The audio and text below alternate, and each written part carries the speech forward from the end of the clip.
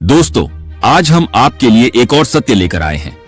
यह कहानी आत्मा प्रवेश से जुड़ी एक सच्ची घटना है, जिसे हमने मेरठ के मासिक पत्र के जनवरी 1958 अंक में पढ़ा और नव भारत टाइम्स सहित कई पत्रों में भी देखा। इस सच्ची घटना की सत्यता जानने के लिए हम स्वयं मुजफ्फरनगर जिले के रसूलपुर जातान नामक गांव गए, जहां यह चमत्कारी घटना घटी थी। वहां हमें मृतक बालक जसवीर के पिता हरधारी सिंह से भेंट हुई। गांव के सैकड़ों आदमियों से भी मिले। उस बालक ने अपने पास बैठाकर सभी बातें मासूम ढंग से बताईं। घटना इस प्रकार है।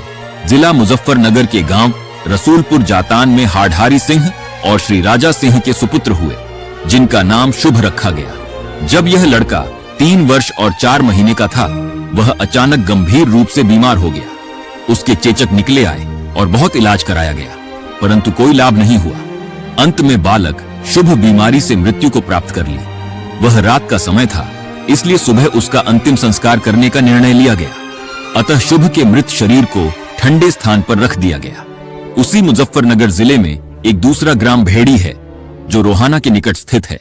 वहीं चौधरी शंकरलाल का एक पुत्र शोभाराम था, जिसकी आयु उस समय लगभग 25-26 वर्ष थी। उसका विवाह हो चुका था। उसके 2 बेटियां और एक लड़का भी था। एक बार वह बारात में शामिल होकर अपने गांव से ग्राम निर्माण जा रहा था।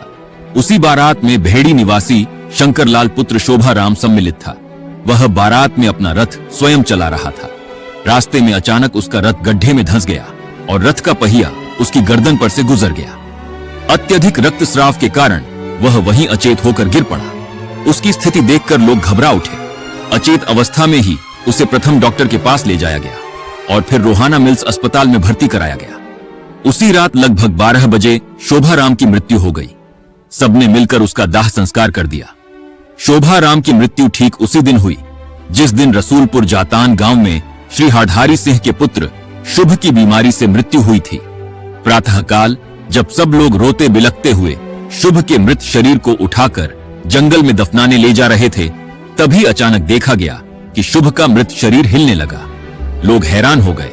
वह शरीर धीरे धीरे चेतन होने लगा और बालक ने आंखें खोल दी। अब वह धीरे धीरे उठ बैठा और सहज भाव से चलने लगा। सब लोग विस्मित हो गए। सबको यही प्रतीत हुआ कि शुभ जीवित हो गया। वास्तव में अब उसमें शुभ की आत्मा नहीं थी, उसमें किसी अन्य आत्मा ने प्रवेश कर लिया था।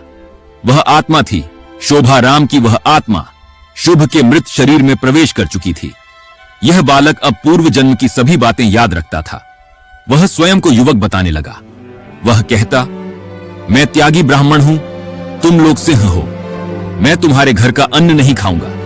तुम्हारे घरों की मिट्टी की हांडियों में जो साग बनता है, मैं उसे नहीं खाऊंगा। मुझे तो ब्राह्मण के हाथ का भोजन मिलना चाहिए। अब परिवार वालों को चिंता सताने लगी कि अगर यह कुछ नहीं खाएगा तो भूखा प्यासा मर जाएगा। एक संस्कारी ब्राह्मण परिवार की वृद्धा महिला ने उसे भोजन खिलाया। लगभग 4 वर्ष बीतने के बाद एक दिन शुभ की मां उसे लेकर अपने मायके जा रही थी। रास्ते में एक ऐसा स्थान आया जहां शोभाराम की मृत्यु हुई थी। बालक ने अपनी मां से कहा, मां, यही वह स्थान है जहां मैं शोभाराम था और गिर पड़ा था। मार्च सन 1958 की बात है।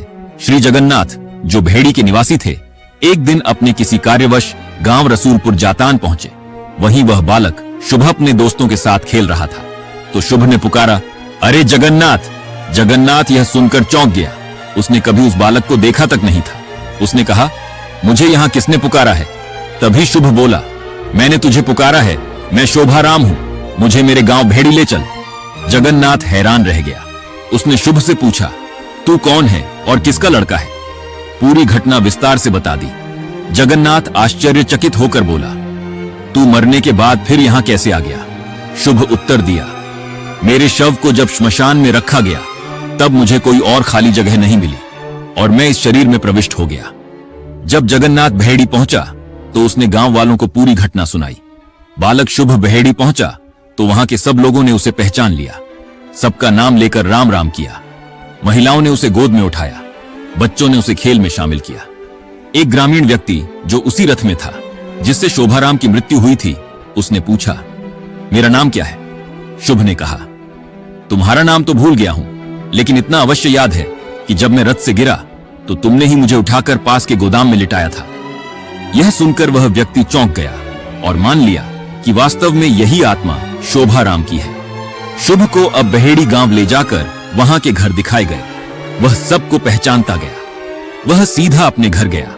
उसने सबको यथोचित अभिवादन किया और पुकारा, राम राम। उसने यह भी कहा, मैं अब अपने इस घर पर रहूंगा, वापस नहीं जाऊंगा। अब शुभ दोनों जगहों पर रहने लगा। कभी अपने पहले गांव रसूलपुर जातान में आता, कभी भेड़ी में। योगियों को तो प्रकाया प्रवेश की घटनाएं सुनी थी, लेकिन शुभ तो योगी नहीं था। यह थी एक प्रकाया प्रवेश की सत्य घटना। ऐसे ही और सत्य कहानियां सुनने के लिए चैनल को सब्सक्राइब करें।